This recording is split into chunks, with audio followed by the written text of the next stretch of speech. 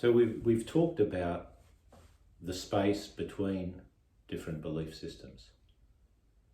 We want that to be holy ground. We want it to be cleared of explosive reactivity, of unfair judgment, of hostility. We don't want to force our beliefs on others. We don't want others to force their beliefs on us. There is an inherent violence in that.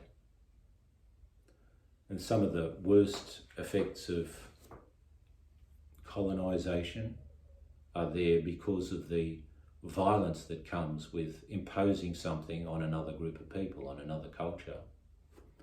It may come from a sense of superiority. It may come from a distorted sense of your own mission. But it is really important to appreciate who the other is, whether individually or collectively, when you engage with them. Well, it's the disrespect of others as well, which is There's disrespect of horrible. others. That's certainly something that we want to try to avoid. Now, conflict is not a very popular subject. Why do I say that? In a way, it's a bit of a taboo subject. They say don't talk politics and religion in polite company. Maybe don't talk death and sex either. But conflict has a bit of that taboo flavour to it. We do live, we like to tell ourselves we are civilised people living in a civilised society. We don't do what the barbarians do. We know how to behave ourselves. And there's a good aspect to that. There's a good aspect to having a relatively peaceful society and having good etiquette and manners prevail. And for people to politely engage with each other, and there is an emphasis to do that in public, sometimes at the expense of suppressing conflicts or suppressing some of the natural feelings that one has. But there is also, I think, a little bit of a stigma attached to owning a conflict because, well, who wants to be the person who raises the issue in any given setting? To put up their hand and say, I have a problem, I have a conflict, I'm not at peace with that. Who wants to be the person that agitates? The world as a whole doesn't realise that conflict, properly stated, properly presented, can be the vehicle, the agency of a deeper peace and a deeper awareness. Because conflict is part of life. But I think a lot of us have an investment in being above conflict. I don't have any issues with anybody. You might have just divorced somebody or cut somebody out of your life or whatever. Or done a dastardly thing to bury somebody's influence in your life.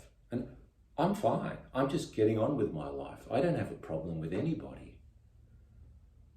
All you've done is buried the grievances. You've left a lot of wreckage in your wake. And what goes around can come around as well. It doesn't mean you've rid yourself of the conflict. Everybody would like to appear to be the reasonable, peaceful person. Whenever a conflict breaks out in the world, think about it. Each of the combatants portrays itself as the reasonable, civilised side. We know how to protect people's rights. We know how to live.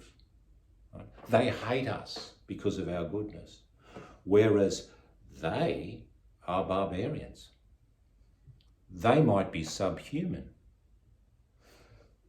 By demonising the other side, we set the scene for conflict, but not in an intelligent way.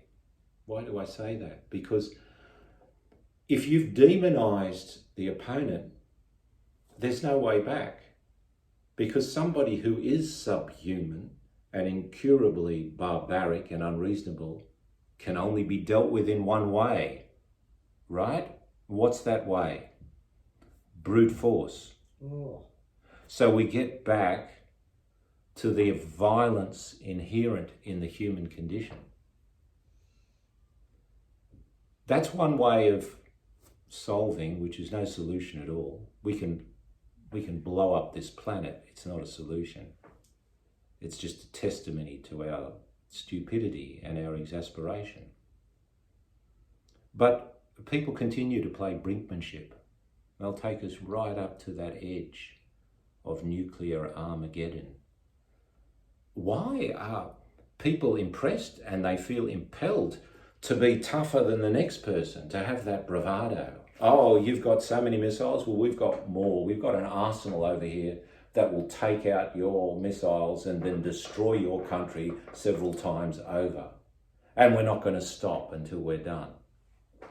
Bravo. Where does that leave disarmament and peacemaking?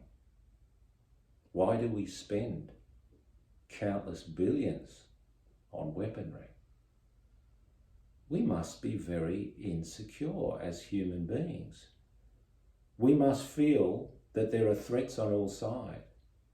We can't trust our fellow human beings. Whereas, has it ever occurred to people, and I know, of course it's been stated before, but does it really sink in that the best way to have security is to make sure that your enemy, opponent, antagonist has security as well, to be able to trust each other? The best way is not to intimidate and violently dominate them into submission. But before that can happen, as I say, we need to dehumanize the other party. And this dehumanization takes place via a psychological method called projection. Projection is when we split ourselves up first. We create a conflict intrapersonally, and we deny certain aspects as unworthy, as dirty, as inferior. But deep down, we know that they are part of the picture. Indeed, they are part of what constitutes me as a human being, or what constitutes us as a society.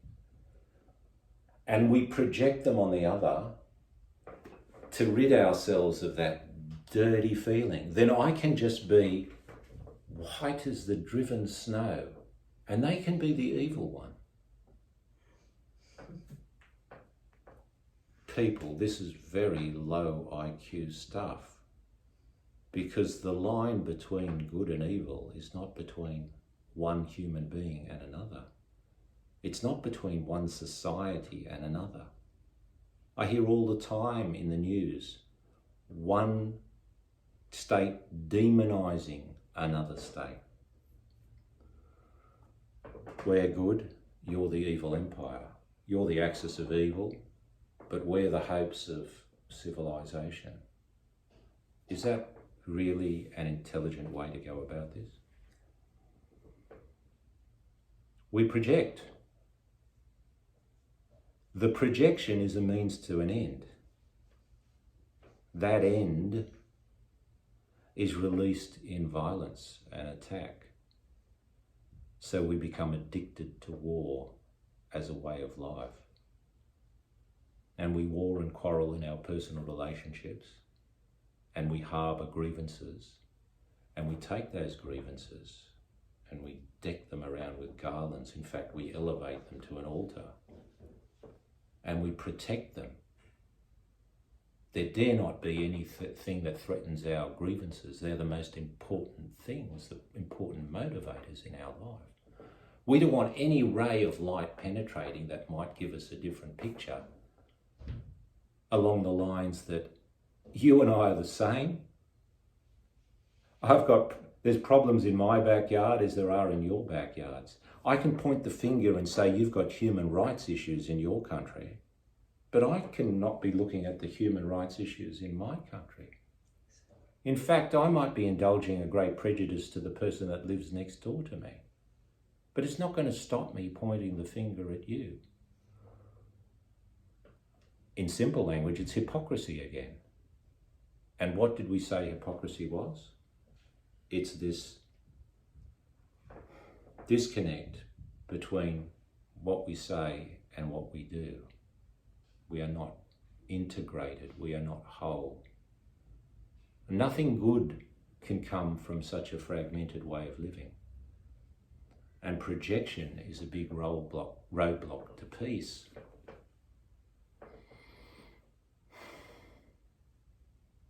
The way back involves concepts like virtues like forgiveness and justice and inclusiveness and so on. We haven't discussed what they are about, but we will. On this channel, we'll be discussing them a lot. So the first step in conflict resolution, and I'd maybe leave you with this to ruminate on, the first step is owning the conflict without demonizing the other party. Now, there might be a small faction of people that disbelieve in perpetual denial, that the best way to deal with conflict is just to deny its existence. What they are saying to me is that they can just jump from here to perfection in one leap, that they actually really don't have a conflict with anybody. I think it's a more realistic approach to say that we're all embattled here. Life on earth, it's part and parcel of being human, is to be living for extended periods amid conflicts on all these four levels that I talk about: intrapersonal, interpersonal, intra-faith, and interfaith. So the first step, it doesn't matter where the conflict arises from, the first step is to own it, not deny it, and to say honestly, humbly, I have a conflict with X. But if you follow it with, because X is subhuman scum, you are consigning yourself to the dustbin of failure, like so many others. The key here is to do two things at once with a poised and balanced mind.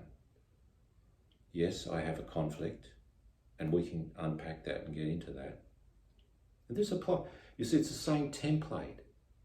It can be between me and my spouse, or my country and your country. The principles are the same. Yes, we have a conflict here, but I'm going to trust in your humanity, not your subhumanity. I'm going to trust in your humanity, that we can dialogue, that we can respect each other's differences, and there is a common dialogical language that we can use. And it needs to be rational, because, as Aristotle said, that's what marks us out as human beings. We're the rational animal. And we lay our case out. And we dialogue.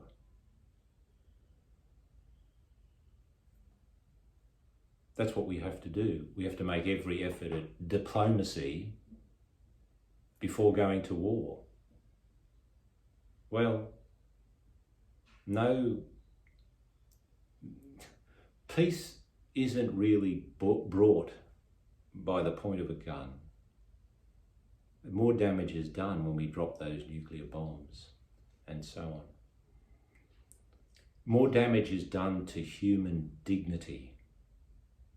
Escalation. It disfigures the dignity with which we were created as human beings, and it stays in the collective memory. For conflicts to resolve, they have to be lifted off that level of physical violence to a plane of diplomacy, dialogue, mediation. And it doesn't matter what the cause of the conflicts are. I think the causes of conflict are pretty readily understandable. We're all different. Difference is the cause of conflict, improperly managed. Difference doesn't need to be the cause of conflict. It is possible to approach difference and interpret it as an enriching diversity of human cultures, human customs, human beings, individuals. But when something enters my awareness as different, there could be an implicit threat there. What's alien, what's unfamiliar, can tap me into my carnal past. What do I mean by that? My evolutionary past. It's like the whole of the animal kingdom is my heritage. This body is wired to respond to threats. So fear does serve a purpose. If you're walking through the bush and there's a snake there and adrenaline spikes, and you will avoid that snake or avoid going off that precipice. But to live with that chronic fear and anxiety in relation to the cultural milieu is not a healthy state to be in. It means that we haven't dealt with difference properly. And then with difference comes competition, and that's also part of our evolutionary past. There's a sense in which, yes, survival of the fittest. The biologists who describe this, like Darwin and so on, animals compete, the fittest survive, but we are not merely animals. We're more like a blend of the animal and the angel.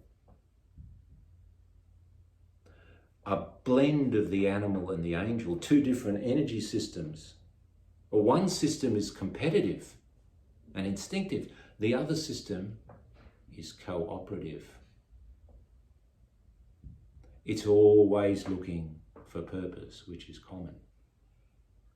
So the way to bring this balance, this justice, into our constitution, to free ourselves, to balance ourselves so that we can be peacemakers, we need to bring these two energy systems into balance, the competitive and the cooperative, so that we can survive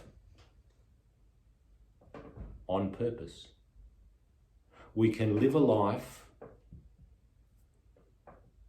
with common purpose with others, with community. True community comes with a shared purpose. And it's coming from our higher angels, our higher nature. How often do we listen to them? If all our energy is over here, we cannot hear that unifying purpose coming from the voice of conscience, let alone act on it and make a difference in the world. Speak to you soon.